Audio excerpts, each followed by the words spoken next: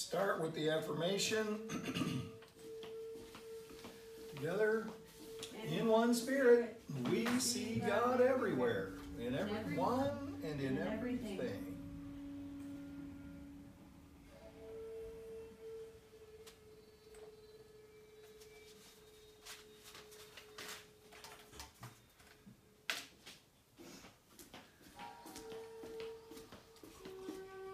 So, have we got any good news? Birthdays? Anniversaries? Any other news of good report? Keep coming.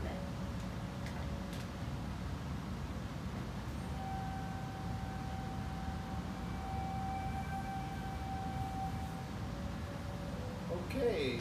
Let's see, anybody to be added to the prayer list?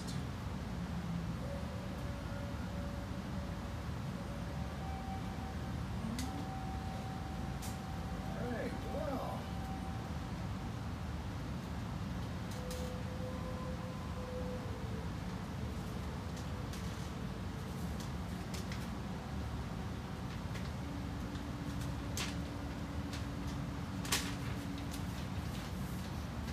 Let's get quiet and do this meditation.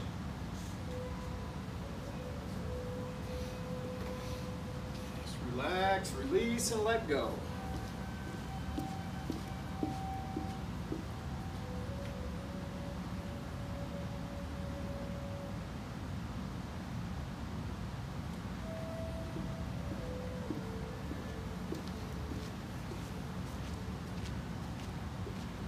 Pay attention to the breath.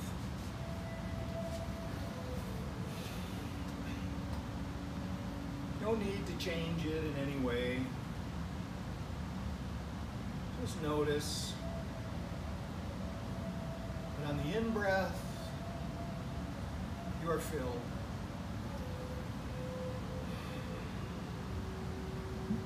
On the out-breath, you just naturally relax.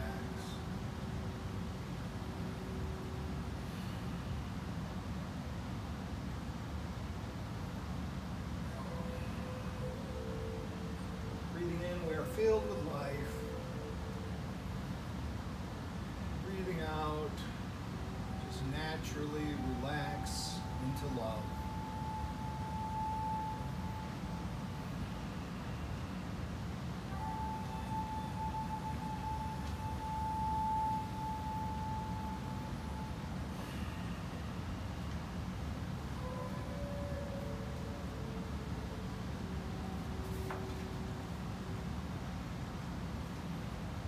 Say to yourself, I am a bridge. I'm a bridge for those yet to come.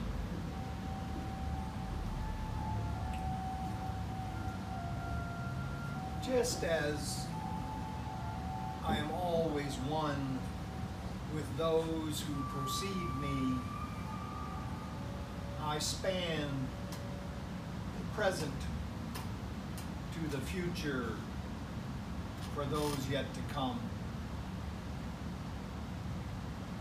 I'm conscious of the fact that I am a role model to the young.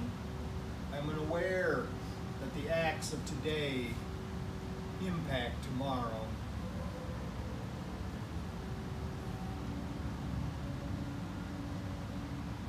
So I will pay attention to my words and actions, so that they can be a positive example.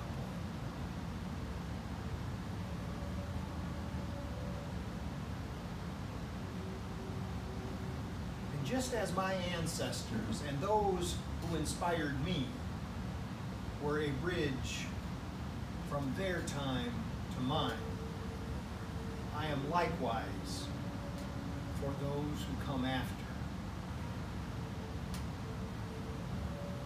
This is both honor and responsibility.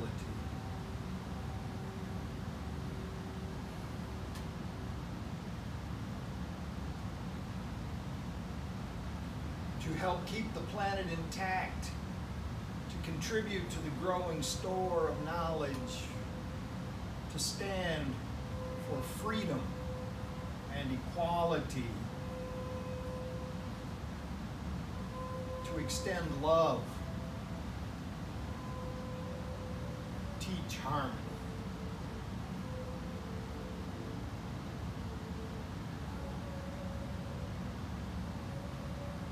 All of these are mine to do, to provide a rich inheritance.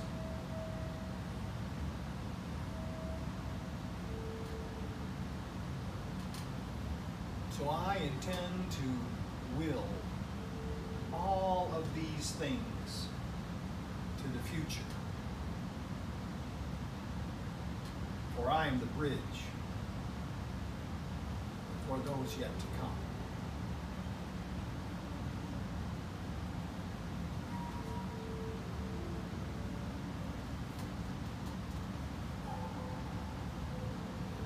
Say amen and amen.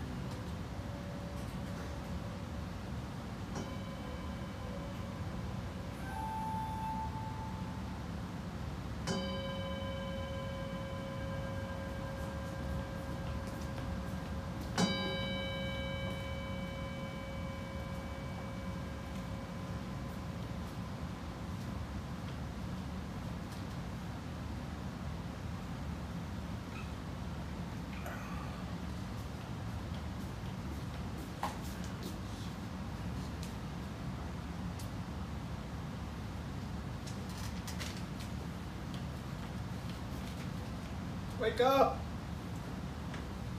Wake up! You wrote that for me today.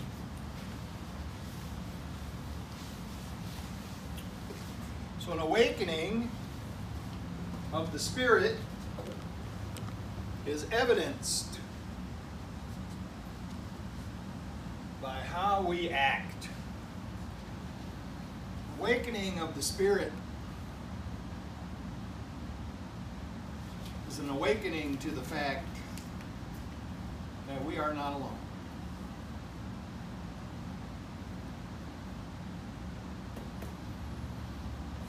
There's an old Buddhist book. Well, not compared to Buddhism, it's not that old, but the name of the book was Before Enlightenment, Chop Wood, Carry Water. After Enlightenment, Chop Wood, Carry Water. So this is what happens after a true awakening. After a true awakening of the Spirit, we do the same things that we did before the awakening. Only one thing changes, and that is our awareness. Our awareness of why we do what we do. The one thing that changes in this awareness is that we stop making decisions for ourselves alone. Because the awakening itself has taught us that we are not alone. Stop making decisions for ourselves alone and by ourselves alone. We've learned in the previous steps, we've learned in the previous principles to be continually asking for guidance, and in our prayer and meditation we continue to seek that guidance so that we don't set ourselves up and put ourselves in that position where we are making decisions for ourselves alone.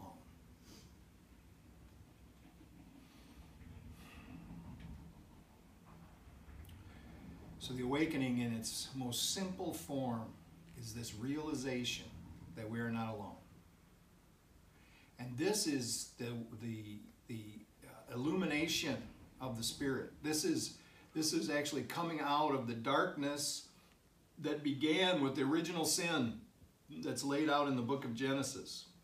When we decided to eat of the fruit of knowledge of good and evil. When we decided that there was us and them.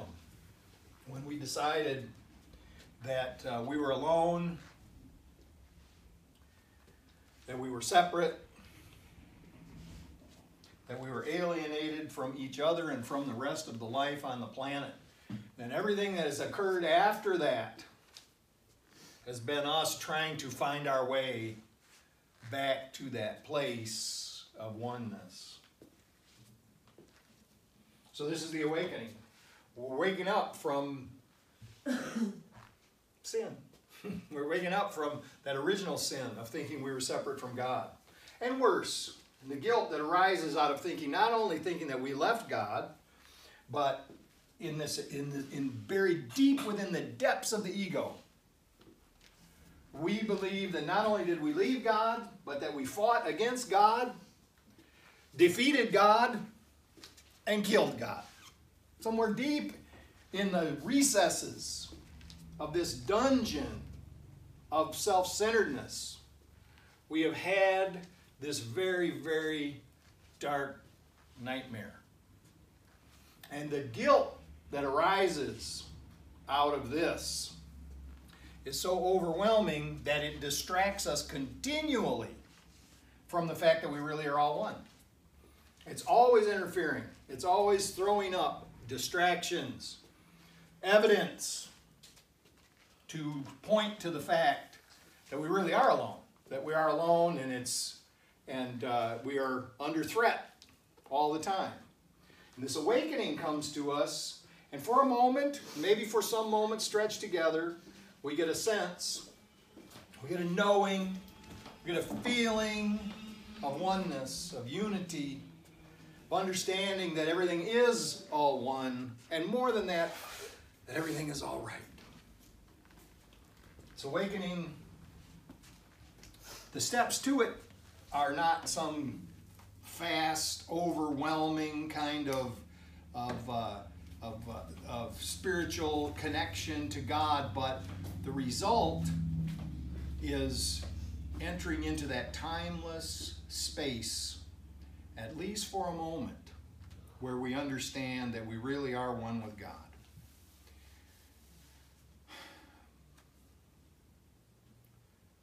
I don't know anybody who had the awakening and actually stayed totally awake.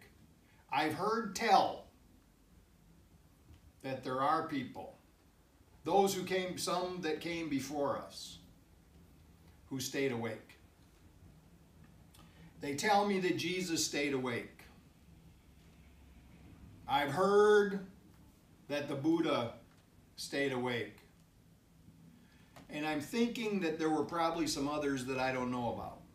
I'm thinking that there are probably some people here right now who have stayed awake. But this is really not the issue of thinking of this transcendence, of getting to this place where we're always totally awake to the fact that we are part of this thing that is much greater than ourselves. This may not occur. This may not, it may not be, it hasn't happened to me yet.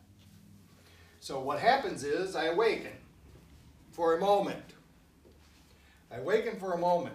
And then I begin to go forth into life, and I do these things with this idea of connectedness. I do things in the total, in this total spirit of all of us being one community. And then somebody will say something or do something, and it distracts me. And of course, this is because the ego is still alive. Now, I've been assured by some people that if with continued practice, that these stretches of time will get longer and longer. And that by choice, we can stay focused and awake. But my experience is that sometimes during the day, I go back to sleep. I start to be concerned about my own stuff. And as soon as I start to think that there's lack in any way whatsoever, then I lose the thread of this great awakening. Now, it was as I was writing this week, I was thinking about this continued practice. And then what it says in the 12th step about having had a spiritual awakening as a result of the steps, try to carry this message to addicts and to practice these principles in all our affairs. And I was thinking that it's in the practice of the principles. So here's what occurs in this 12th step is a perfect coming together of all three of the refuges that are talked about in the Buddhist literature. That the refuges of the Buddha, the Dharma, and the Sangha. That in the 12th step, what we find is we awaken to the Spirit, and so here it is, we find refuge in Spirit, we find refuge in God, and that's the first refuge, the Spirit, the spiritual awakening. And the second refuge is carrying the message, carrying this good news out to our Sangha, to our community, to our congregation. And the third refuge is to the Dharma in the principles. And it says we practice these principles in all our affairs. And I'm thinking that the only way to stay awake is to get all those three things going at the same time and maintain them. So the problem here is that when it doesn't work, the problem is that when we fall out of it, when I fall out of it, then that old guilt takes over again, and it says stuff like, well, you're really not very good at this. You're doing this for so long, you should have this down by now. Maybe you're never really going to get it. These thoughts, of course, are the actual hindrances that keep us from realizing this gift for any length of time. So these principles come back into effect then. And so what if I can just stay attached to love. This love that has always been within us, this love that is the foundational principle upon which we are building each day. That to allow love, and this is what we were talking about last week, was this idea that we have to be prophets. We have to be prophets in the old sense in our life, that we check everything according to this principle of love. That it's the foundational principle that we build each day, and that it becomes the litmus test in everything that we do. And that we notice when those around us, when our society, when our communities are not operating according to the principles of love, that when we notice, we say something about it. We speak up. Sometimes we act out. We're changing our beliefs, changing our core beliefs by monitoring our thoughts and exchanging negative for positive. Modifying the thought process, which results in more peaceful feelings. Being at ease transforms our actions. Our attitude improves. Opinions are no longer set in stone.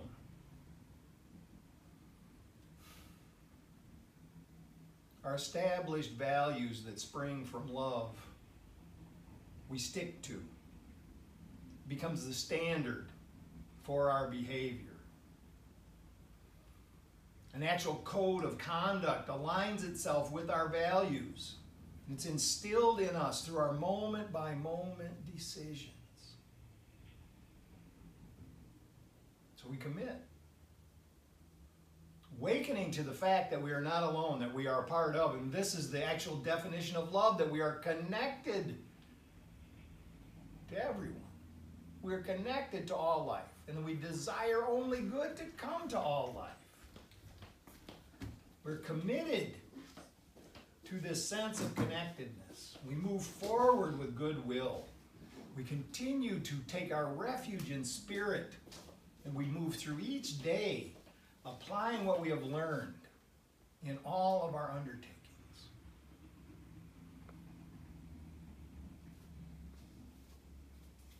We begin to see that we are a strand. We are a strand and we are weaving.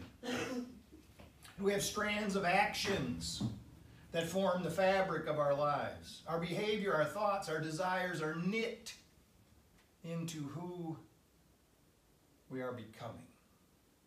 Our beliefs are intimately linked to how our lives are playing out.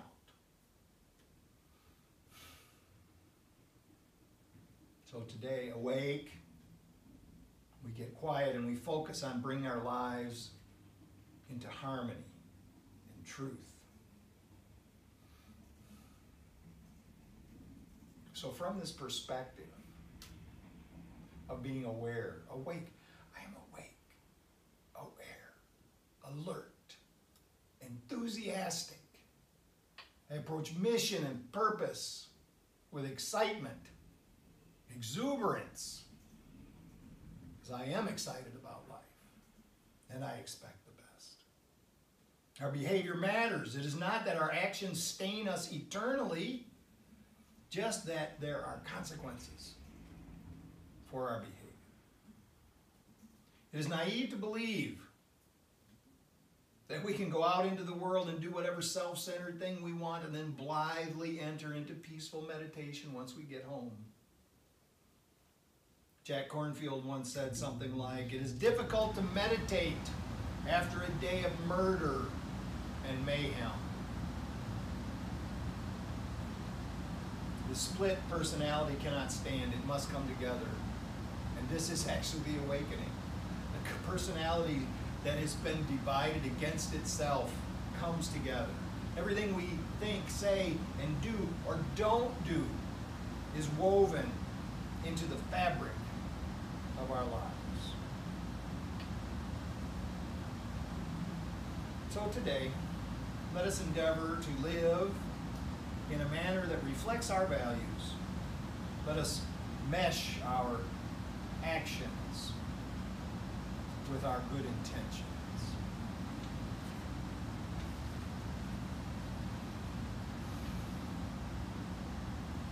We will find that we are at peace.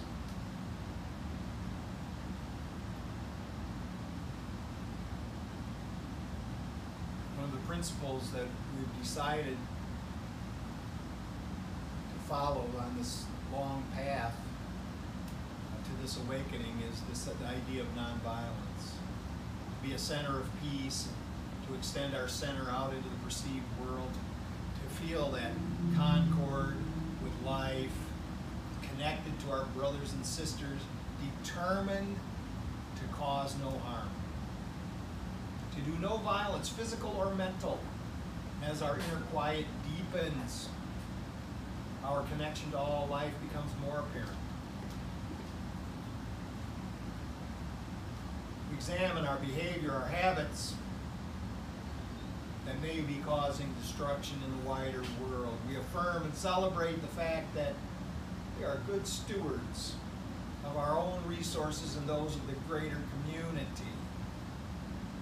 We move forward as harmony begins to rise in us. We decide for the unity of all life, and we realize that we're connected to the entire planet and beyond. And then we begin to consider our role as protector of that which we are connected to.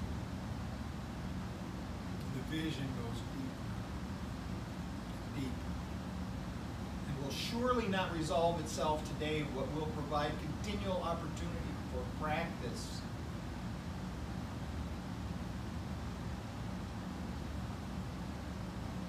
Be still. To be at peace right now.